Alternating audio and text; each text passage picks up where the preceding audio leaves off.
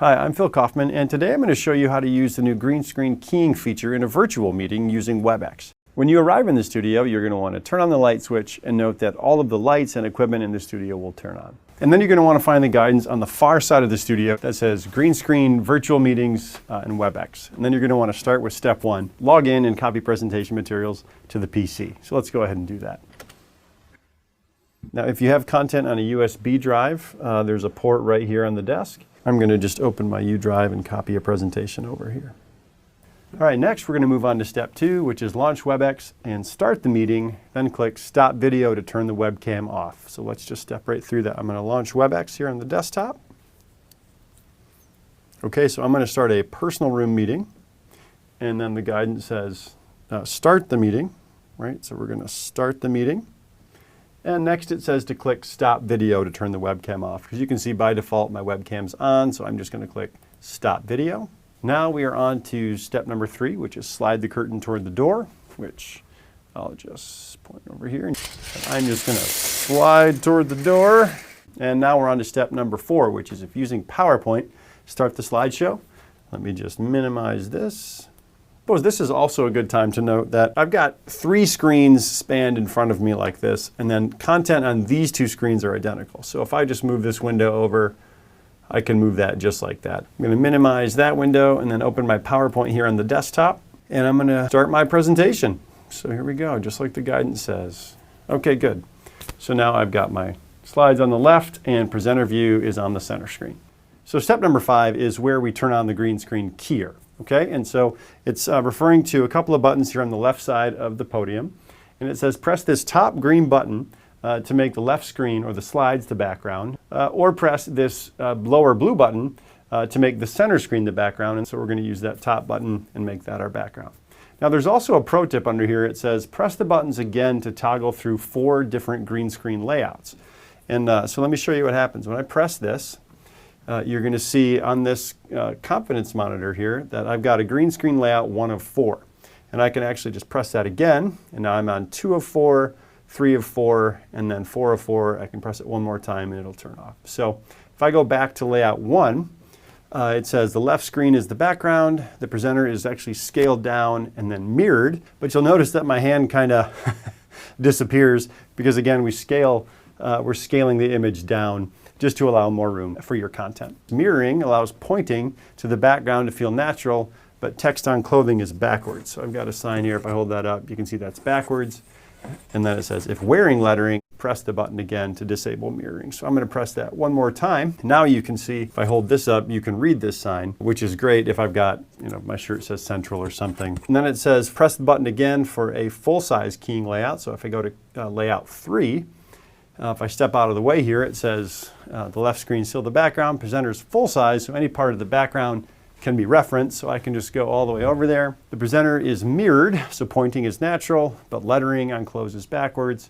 Press the button again to disable mirroring. So if I hold that up, you can see that's backwards, but pointing is natural.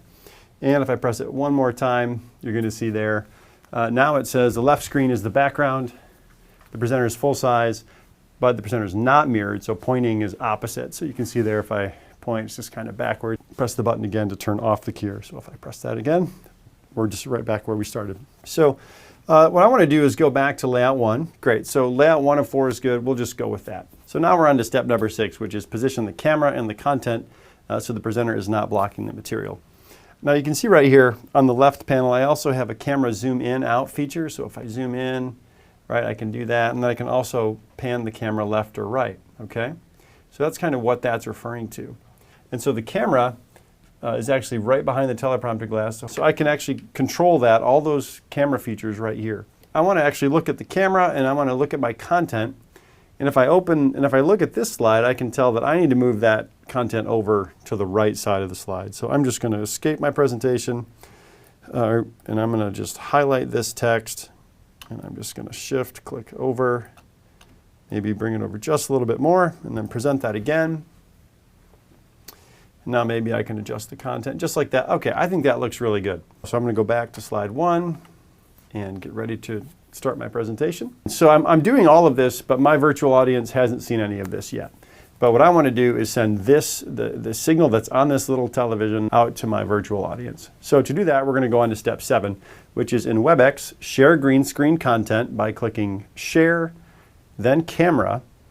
Then you're going to select HDMI and then Share. And the big idea here is that normally in a virtual meeting, you're sharing your screen, but when using the studio, we're not doing that. So we're sharing our camera like we would normally share our screen. So let's go do this. We're going to go to Share.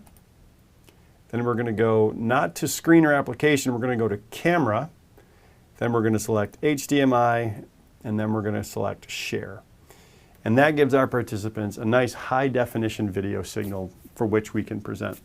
So now if I go back to PowerPoint, right, I can just advance my slides and bring up my next slides and begin sharing this content with my remote audience. In addition, if I've got like a Word document or a web browser, I can just drag that over, and you can see that it shows up, appears directly behind me in case I want to refer to that. So I'm just going to minimize that because I'm going to go back to PowerPoint. So very versatile, but the idea of sharing content is you just drag the windows to your backdrop screen to share with your remote audience. So now we're on to step 8, which is arrange the Webex panels and then your presentation notes and conduct the meeting. Since I'm using Presenter View and I want that right in front of me, I'm going to go ahead and move this window over off to the right screen. Right? I'm just going to double click that and just click and drag that to the right. In addition, I could pop out my chat panel if I want, just like that. And I'm going to put that right there. And I'll pop out my participant window as well. And I can just put that right there as well. So, okay, so that's kind of how I want that. I've got my presenter view in front of me. So now I'm able to have a really engaging virtual meeting. Let's get back to PowerPoint. One of the things you can do in here is annotate on slides. So, and I've got a couple of fill-ins on my slides. And this is a way you can build some interactivity into your presentation, is I can just click the pen icon here and then click pen again. And then I can just begin to draw right on the screen. So move slide content to the right, which we already did. We've moved our slide content to the right. Again, the left screen as the backdrop frees up the center screen for notes, just like we're doing. And then the center screen as a backdrop is best for showing websites, docs, and PDFs. All right, so then you would just move through your content. And in a virtual meeting, sometimes it's nice just to have a logo up behind you. And here you could easily do that with this configuration. So when your meeting's over, you're on to step 9, which is when done, replace the curtain and the camera, and then sign out of the PC and hit the lights on the way out. Now, if you're interested in using the studio to record content, take a look at the links in the table of contents. Thanks for watching.